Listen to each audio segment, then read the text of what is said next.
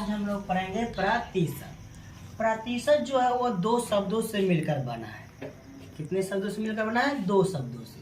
प्रति जोड़ शत। प्रति का अर्थ होता है प्रत्येक और शत का अर्थ होता है 100, अर्थात कोई भी संख्या हो उसको हम लोग कंपेयर जो करते हैं वो 100 से करते हैं। जैसे कि आप लोग यहाँ पे देखते हैं, जैसे 5% हम लोग क्या पढ़ते हैं? 5%, अर्थात 100 का 5वां हिस्सा। उसी तरह हम लोग जैसे ऐसे भी लिख सकते हैं 5/100, ये हो गया 5% का अर्थ। उस और क्या करते हैं, कोई आप लोगों से सवाल उसी तरह पूछ देते हैं कि 10 का 5% कितना होगा बउआ। हम लोग क्या करते हैं, 10 का 5% है तो 5 10 लिखेंगे। का अर्थ क्या होता है? गुना, तो गुना देंगे। 5 है तो 5। अब ये परसेंटेज जो हटाते तो वो इसके बदले क्या लिखेंगे हम लोग? 100। क्यों? क्योंकि अभी हम बोले हैं कि परसेंटेज जो होता है वो 100 से हम लोग कंपेयर करते हैं, मतलब किसी भी वर्ड का 100 से, अर्थात 5 का बोले तो 5/100। अब इसमें जो कटने वाला है उसको हम लोग क्या करेंगे? काटेंगे। कटने वाला है, काट दिए, अर्थात इसको हम लोग क्या करेंगे? अब गुना करें, 1/2, अर्थात 10 का जो 5% होगा 1/2। अगर रियल में पूछेंगे तो रियल में हो जाएगा 0.5 पर। ये हो गया आपका आंसर।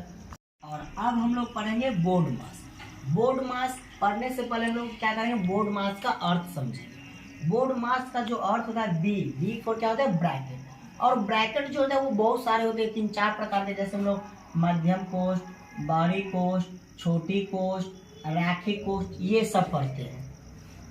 ओ फोर होता है ऑफ। ऑफ अर्थात का मतलब क्या होता है? गुना। डी फोर होता है डिवीजन। डिवीजन का अर्थ होता है भाग देना, मतलब किसी संख्या में हम लोग क्या करते हैं? भाग देते हैं। एम फोर क्या होता है? मल्टीप्लीकेशन। मल्टीप्लीकेशन अर्थात गुना।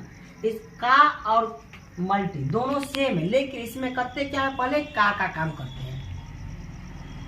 इसके बाद क्या है? ए फोर होता है एडिशन, अर्थात एडिशन का मतलब होता है जोड़, मतलब किसी भी दो संख्या को हम लोग जोड़ सकते हैं। एस फोर होता है सब्ट्रैक्शन। सब्ट्रैक्शन का होता है घटाव, अर्थात किसी भी दो संख्या, 2 या 3 संख्या, उसके हम साथ क्या कर सकते हैं? एक दूसरे से घटा सकते हैं।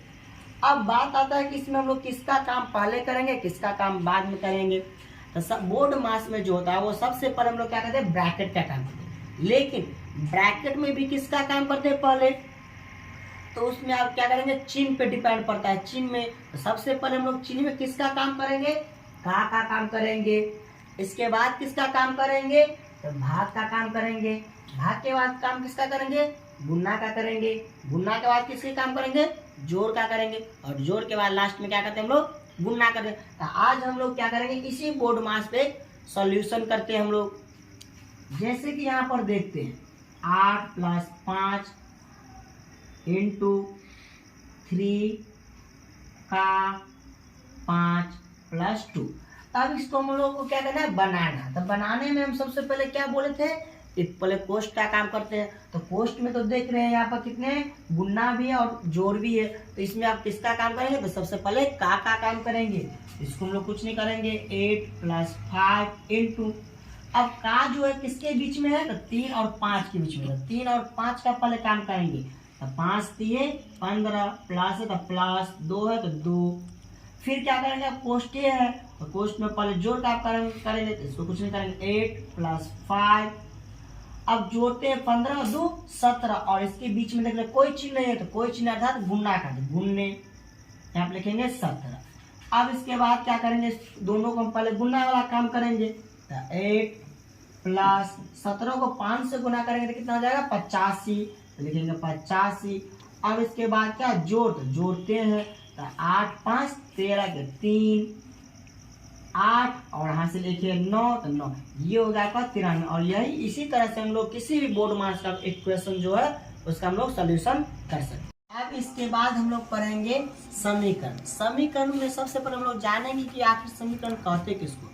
समीकरण जो होता है वो किसी संख्या के साथ हम लोग तुलना करते हैं।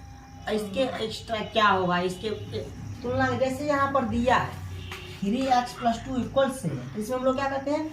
इसके साथ तुलना करते हैं। और समीकरण में ये भी जानेंगे जो हम लोग करते हैं वो दोनों साइड करते हैं। या तो जोड़ना है तो दोनों साइड जोड़ेंगे, घटाना है तो दोनों साइड घटाएंगे।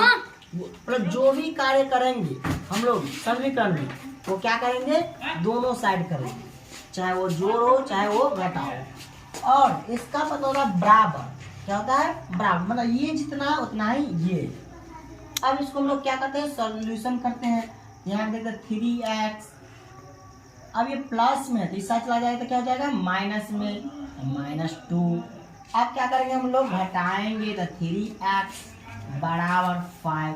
अब जिसका मान रहता है निकालने के लिए उसको समीकरण, उसको हम लोग अपने साइड करते हैं। इसमें हमें क्या करना है, x का मान निकालना है। और x और देख रहे 3 में कैसा रिलेशन है, गुणा का रिलेशन है।